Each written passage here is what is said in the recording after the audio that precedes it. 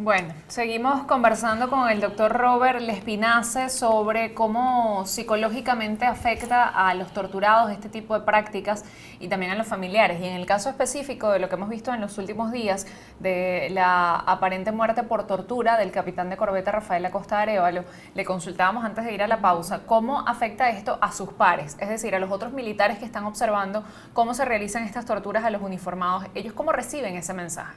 Generalmente no los observan directamente, es decir, se enteran de la situación como nos enteramos todos, porque evidentemente la idea no es que ellos sepan lo que se está haciendo, no se publica, se evita que se conozca, pero evidentemente una vez que eso se conoce y se sabe que está ocurriendo o se sospecha simplemente, eso produce un gran temor. La población venezolana, la emoción más intensa que tenemos ahorita es el dolor, el temor. El miedo, ¿no? El miedo, vivimos atemorizados, con mucho miedo, por eso es que la gente, fíjense que yo he explicado varias veces esto, la reacción al miedo son 3 reacciones que hay frente al miedo. No es que sea matemático, sí, pero generalmente, ¿qué ocurre cuando uno es atacado? Hay una reacción de defensa, que es la alarma del organismo, que es lo que llamamos estrés, ¿no? La reacción de defensa. La reacción de defensa se produce repeliendo o preparados para repeler el ataque. Las pupilas se dilatan, para ver mejor todos los sentidos se agudizan, para oír, para sentir, para todo estar súper alerta. El corazón late más fuertemente, él respira más rápidamente, hay un flujo de sanguíneo hacia las piernas para prepararla para la huida, todo esto. Si la persona es atacada, la segunda respuesta es, si él es atacada y está siendo vencida y no puede lograr destrozar o reprimir el ataque, entonces, ¿qué hace? Se hace el muerto.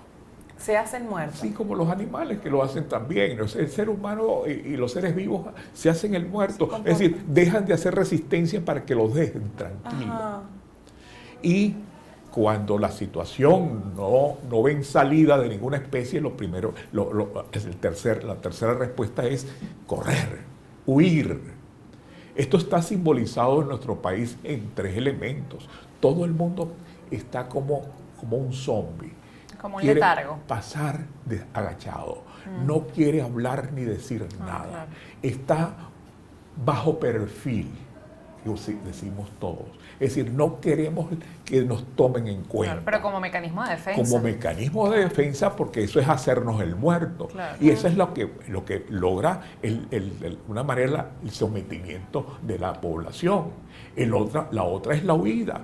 La huida es por la desesperación cuando no ve ni siquiera en esa condición seguridad y está muriéndose de hambre, agarra 2 cosas y se va. Porque no podemos lograr que cese el ataque. No podemos lograr que cese el ataque. Exacto, y entonces nos queda más que protegernos huyendo. ¿Huyendo o haciéndonos, pasando, como dice usted, sí, agachados, desapercibidos? desapercibidos? Sí, esas son las 2 alternativas. ¿Qué está pasando en el país? Bueno, la gente no quiere saber nada, ni oír nada, ni decir nada. Esto es peligrosísimo. Y el otro aspecto es que la gente se está yendo, la 1/4 parte del país se ha ido. Somos un país despoblado. Parece mentira, pero nosotros tenemos 912.000, 1 millón de kilómetros cuadrados. Y toda la población, que éramos 30 millones de habitantes, son los mismos que caben en la Ciudad de México. México tiene la Ciudad de México, tiene el mismo número de habitantes que tiene toda Venezuela. Y no cabemos en Venezuela. Sí. Qué triste, ¿no? Que hay gente quitándole algo a uno para poder darle a otro. Esta situación donde somos un país despoblado que ahora se ha despoblado mucho más. ¿Usted creería, doctor, que esto ha sido una estrategia prediseñada? Sí, esto es prediseñado y incluso el estado emocional que vivimos y las condiciones, esto es inducido. Es inducido porque es una manera de controlar. Yo controlo más fácilmente un país cuando yo logro la sumisión de todo el mundo. El otro elemento es que le está pasando lo mismo que Cuba. En Cuba, comenzó la represión, comenzó la sumisión y después el éxodo. Claro. Y la mayoría de la población se fue. ¿Y quiénes quedaron? ¿Y cómo salir de ese círculo? La única forma es que nosotros empecemos primero, a actuar más cerebralmente y menos emocionalmente. Porque ¿qué es lo que está pasando? Vivimos con una angustia perenne, con un miedo, con una angustia, y también no solamente con angustia, sino deprimidos, tristes, apagados. Eso nos conlleva a reaccionar en función de eso.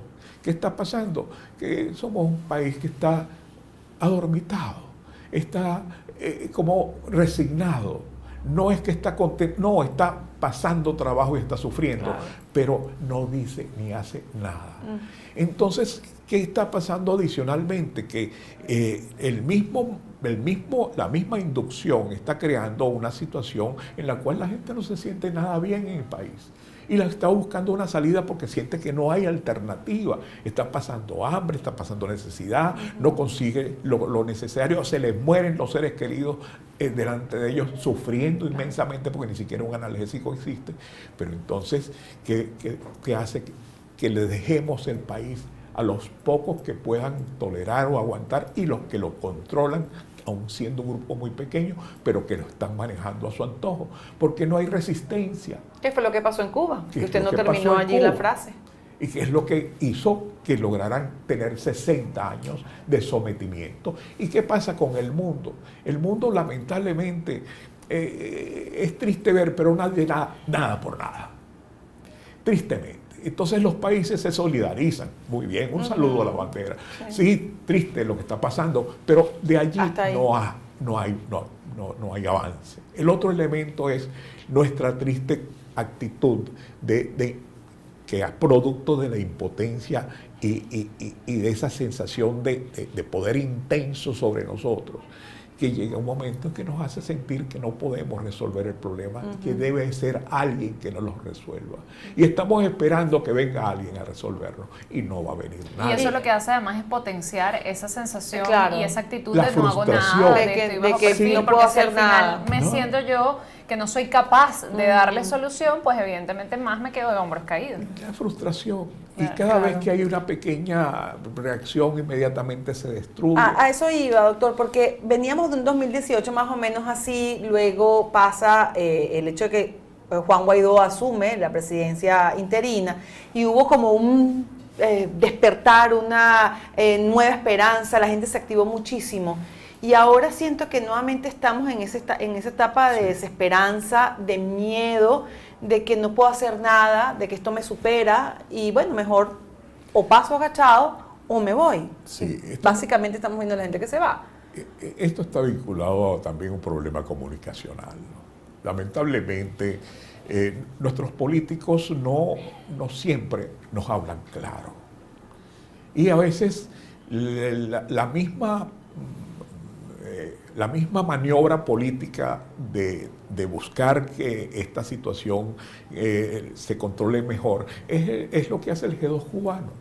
El G2 cubano lanza constantemente críticas o acciones, por ejemplo, paro general mañana, se va a parar el país y se va a evitar y 20.000 cosas. Y entonces lanzan eso, todo el mundo lo lee, etcétera, y bueno, dice, caramba, un paro. Resulta que al día siguiente nadie se para. Nada. ¿Qué produce eso? Frustración. Y es una manera de lograr inducir a frustración a las personas, porque están diciendo, bueno, pero dieron un paro y no hay nada, y constantemente mañana se va, y se viene lanzando cada vez unas especies de proclamas en las cuales mañana se va a hacer el día final, mañana se acaba esto, mañana huye Eso lamentablemente crea expectativas, y las expectativas no cumplidas van a producir una gran frustración. Y esto es lo que está haciéndose cada vez más en la población. La gente está frustrada porque ve y dice, bueno, pero esta gente no está haciendo nada, no hace nada. Sí, han hecho, se han sacrificado, se ha logrado algo que nunca se había logrado, un solo líder, gracias a Dios. Pero tristemente lo están destrozando. No solamente el mismo gobierno, es la oposición la que más los destroza, porque quieren de él algo que no puede dar Dios. Entonces, el problema es comunicacional y al mismo tiempo que en eso tengo que considerar que el gobierno ha sido sumamente, bueno, está muy bien aleccionado.